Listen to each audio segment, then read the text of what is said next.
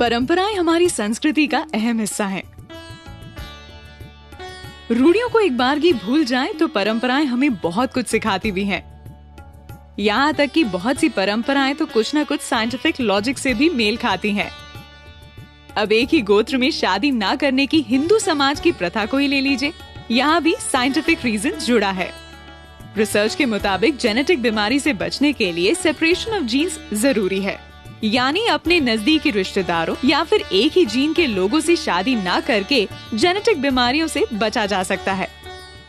अब कान छिदवाने की परंपरा को ही ले लीजिए, इसके पीछे वैज्ञानिक तर्क है कि ऐसा करने से कानों से होकर दिमाग तक जाने वाली नस का ब्लड सर्कुलेशन बेहतर तरीके से होता है और साथ ही साथ सोचने की क्षमता भी बढ़ती है। माथे पर तिलक लगाए शख्स को देखकर आपके दिमाग में पूजा पाठ करने वाले इंसान की इमेज बन जाती है, लेकिन इस पर विज्ञान कुछ और ही कहता है। दोनों आँखों के बीच आज्ञा चक्र होता है, जहाँ तिलक लगाने से कंसंट्रेशन बढ़ता है।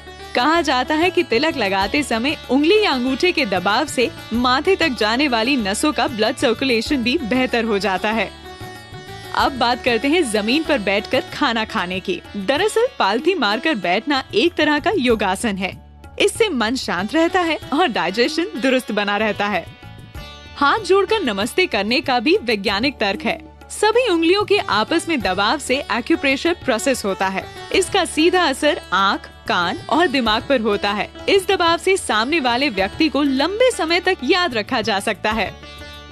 फिर से बात करें खाने की। कहा जाता है कि खाने की शुरुआत तीखे से और अंत मीठे से हो।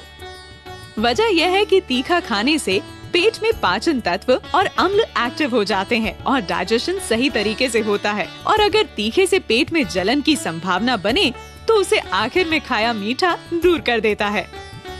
पीपल की पूजा का भी वैज्ञानिक तर्क है। दरअसल पीपल की पूजा भूत प्रेत भगाने के लिए नहीं, बल्कि पेड़ों के सम्मान में की जाती है। पीपल एकमात्र ऐसा पेड़ है जो रात में भी ऑक्सीजन देता है, जिससे इसकी इम्पोर्टेंस और भी बढ़ जाती है। हिंदू धर्म में विवाहित महिला सिंदूर तो लगाती है, लेकिन शायद इसके पीछे की वैज्ञानिक वजह जानती है। दरअसल सिंदूर में हल्दी, चूना और मर्करी होता है। इन तीनों का कॉम्बिनेशन बॉडी में ब्लड सर्कुलेशन को कंट्रोल करता है।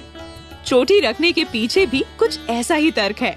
जिस जगह पर चोटी रखी जाती है वहाँ दिमाग की सारी नसें आकर मिलती हैं, जिससे दिमाग शांत रहता है और गुस्सा नहीं आता। साथ ही सोचने समझने की क्षमता भी बढ़ती है। ये थे कुछ लॉजिक जो बताते हैं कि परंपराएं यूं ही बस निभाने के लिए नहीं है। परंपराओं के पीछे छुपे साइंटिफिक लॉजिक समझ लिए जाएं तो फिर उनका दिल से पालन तय ही मानिए। दैनिक भास्कर.com की रिपोर्ट।